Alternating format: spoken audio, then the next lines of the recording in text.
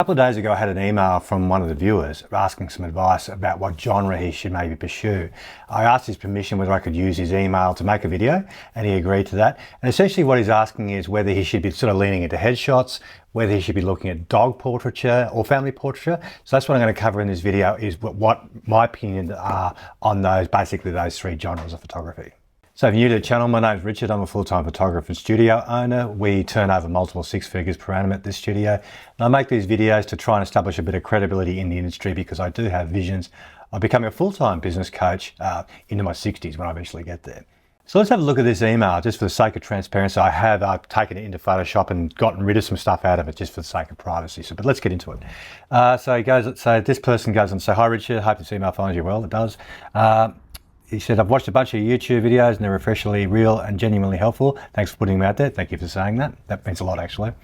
So he goes on to say, "I was a full-time wedding photographer for 15 years up until 2019. Since then, I've been shooting corporate events, headshots, and working with another photography business. But truthfully, I'm keen to get back into running my own studio full-time, ideally focusing on headshots, fine art family portraits, and fine art dog portraits, as we have a studio at home." So two things there. One, I think that's a really good idea. It's really hard to make a lot of money when you work for someone else. That's the first thing. But he goes on to say, "I'm reaching out because I'm looking for some honest advice and an alternative perspective from someone who is currently doing well, because I want to establish a sustainable, profitable photography business doing the work I love." Thank you again. Okay, he goes on to ask, "Have you had coaching yourself, or did you figure things out through trial and error? I think I remember you saying that you had a few businesses before. If you were starting afresh and wanted to bring in headshot leads ASAP, what kind of offer would you put out there? Treading water is hard work when you're a photographer." That's true. All right, so there's a few things going on here. The first question he's asking is, have I had coaching? And the answer is yes. I actually talked about this in one of the videos, which I think from memory was my journey to becoming a full-time photographer. I'll put a link in anyway. But to answer your question, yes, I'm a massive believer in education and coaching in general. I often say that one of my regrets was that when I had my other businesses, that there weren't coaches readily available, because what a good coach can do is they can basically just save you years of time. That's really the big thing, is time. Now, if I was starting afresh and wanted to bring in headshot loads ASAP, what would I do? Okay, so my observation with headshots is, I feel if it's purely headshots, not branding, okay, purely headshots or corporate headshots, I feel that it's need-based, meaning what my experience has been is when people inquire into headshots, there's usually a catalyst for it. Okay, so normally they're redoing their website or something like that. And whoever's doing their website says, we need material. So what I find is that the inquiries come through in a weird way. It's not dissimilar to wedding photography in a weird way. Like with wedding photography, there's a need, you know, like they decide they're going to get married, they find a venue, set a date, and then usually find the photographer.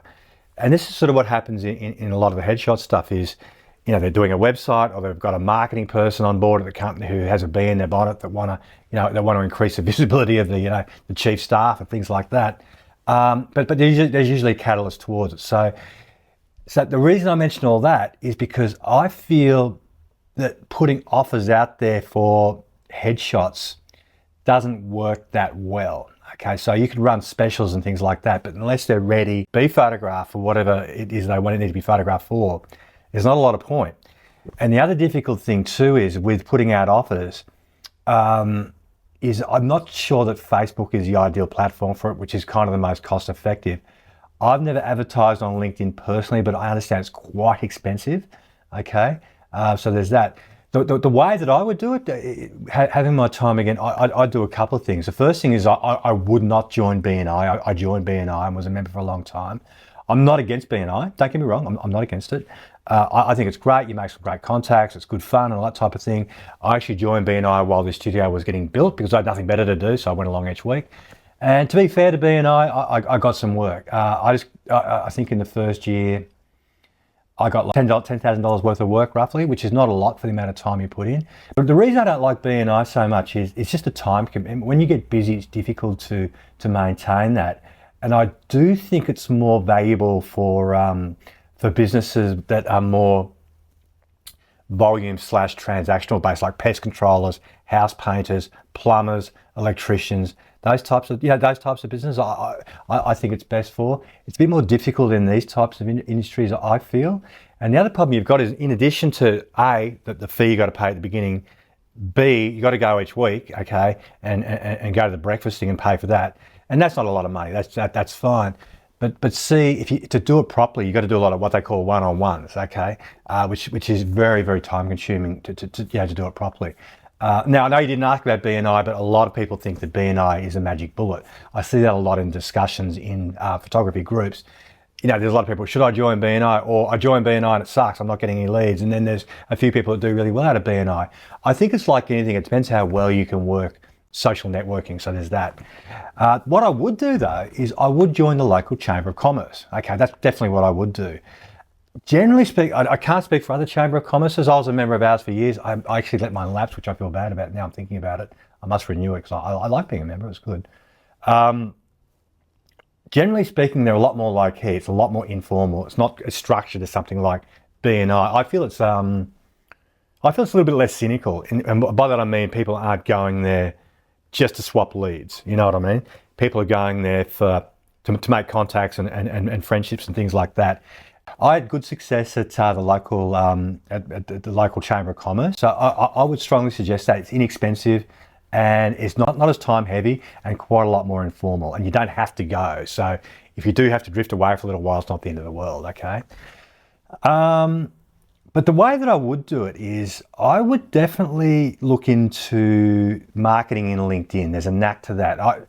So again, while the studio was getting built, because I had this weird lag period between moving out of my old studio because I had to, because there was the council resumed that land for the road. So I had this period of waiting for this to get built during COVID, which was a pain in the ass, as you'd imagine, because I couldn't get builders. So I spent a lot of time learning about LinkedIn. I did a lot of marketing on LinkedIn, and I got a lot of work out of there just by going through that. And the truth is, I learned how to do that via a business coach and photography coach, a fellow called Jeff Brown. That's his thing. He does LinkedIn marketing, and I got a lot out of that, and that's what I would do. But the thing I would say about headshots, it is a bit of a grind and can take quite a long time. I think it's really worth it. I really do. If you put enough time into it and work on your website to rank, to get up to the ranking, so you rank well, that's a good thing. Also, Google advertising is excellent because the way these headshots come about, like I mentioned before, is they're need-based. And I've talked about this in one of the other videos, and that is that whoever owns the business or whoever runs the marketing or whatever will go to some poor junior assistant. And this happened recently with the ANZ Bank when I photographed them now, and I'm also doing the Westpac Bank. They assigned some poor lowly new person to sort out the photography because it's considered low work. I mean, we think it's really important because that's what we do, but trust me, at a corporate level, they really don't care. But the reason I mention that is that when these people do want to find headshot photographers, they do what people do, and that is go to Google and type in headshot photographers. So it's worth advertising on Google, especially for something like this, which is very transactional based. Right, so moving on to the next bit. He goes on to say, at this point I'm wondering if I should double down on headshots and fine art dog portraits, which might stand out more than traditional family portrait work. Any advice or perspective you could share would be hugely appreciated. Even a minute of time would mean a lot. Thanks for all the value you put in the world. I look forward to your next installment. Thank you. Again, thank you for your kind words. All right, so a couple of things here. Right. Now, this is interesting. I've presented a few courses now, and I've also done a reasonable amount of coaching. And what I've noticed is a lot of people are getting into pet and dog photography. And I think where the attraction is a couple of things. I think the first thing is, I think that people think that there's a lot of money in it. I think that there's this perception that dog owners will spend a lot of money on dog portraits. Now, I've done quite a bit, and my observation is that it's no different than any other type of photography. You'll get people that do spend, and you get people that don't spend. And it's our job to turn them into good clients because, again, I'm quoting someone else, but good clients are made and not found. Okay, so there's that. And the other thing too I've noticed with dog portraits is that it seems like more and more people are getting into it. It used to be very niche. I was helping out a dude overseas. He's an older guy. He's been doing it forever. He's really good. But he actually made the comment, he had the town all to himself he was way ahead of his time, and he had his town to himself for 20 years. He went right back to the medium format days. And he said he noticing more and more that the pie is getting more and more divided up because more and more people have gotten into it for the reasons I just mentioned. But I think the other reason being is that I think that people have this perception that photographing dogs is easier than photographing families or something like that. The sad reality of that is, unfortunately, you've got to deal with the dog owners. Now, I can only speak from my perspective, having done quite a bit of dog photography. To be perfectly truthful, I started doing it because I thought there was good money. That was the reason I got into it. And I love dogs. We've always had dogs. But what I found was that whilst I love dogs, and we've always had dogs, deep down, I'm not a hardcore dog nerd like these people who I was trying to market to. And what I mean by that is, like I said, we've always had dogs. I love dogs, and God bless these people. I'm not speaking poorly of them or anything like that. I really mean that. Everyone do what you want to do, but I don't give our dogs birthday parties. You know what I mean? I don't dress them up. They don't sleep on the bed. They sleep in the house on the couch, but not on the bed. And what I found was that they weren't really my people. You know what I mean? So I actually think that despite what seems to be popular opinion, that dog photography, whilst it's a low barrier entry to get into, especially because you can do it outside, and especially now the cameras are so good, my God, the new Canon ones do that eye tracking thing. I don't think it's a good move personally. If it was me, and you are asking my advice, and if it was me, I would just lean into family portraits, okay? And the reason I say that is there's more of them. There's the scope for clientele is everywhere, okay? It's a little bit like headshots for business, family portraits is like that. That's what I do. I got a close friend who does really well. He works on a volume model. He's doing, I think last time we spoke, he's doing well over 50 grand a month, which is good. And he's just really, he's really leaned into it and made that his specialty. That's what I would do. I think it's just an easier market to crack. I know what you're saying. It would seem easier to stand out with fine art dog portraits, but why not do fine art family portraits? You know what I mean? If you want to stand out, make them look painterly or something like that if you're that way inclined. That's not really my cup of tea. That seems like a lot of work. I'd much rather just photograph them against one background and be done with it and establish a brand like that so you stand out so that when people see it, they know who you are. But that's what I would do. But at the end of the day, mate, it all gets down to marketing, honestly. It doesn't matter what you choose.